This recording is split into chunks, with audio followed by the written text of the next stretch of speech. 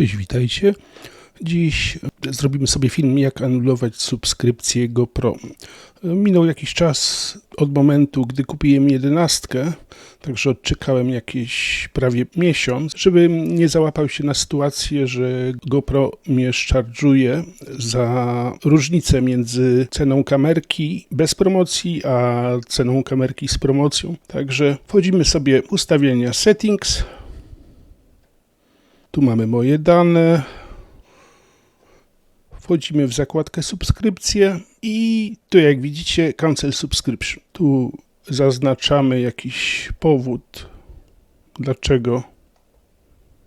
Jakieś specjalne oferty.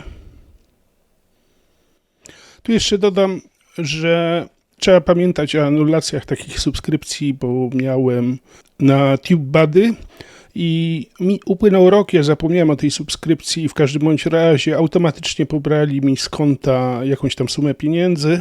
Ja anulowałem tę subskrypcję, ale po fakcie, natomiast próbowałem negocjować z PayPalem, żeby mi te pieniądze zwrócili, bo to pierwszy dzień, a PayPal natomiast odpowiedział na to, że subskrypcja została pobrana i oni się kontaktowali z TubeBuddy i nie wrócą mi tych pieniędzy, czyli mam tą subskrypcję jak gdyby, troszkę moja wina, bo zapomniałem o tym, ale tak to się po prostu zdarza, także lepiej po prostu pamiętać o takich rzeczach przedtem, bo potem to nie wyjdzie.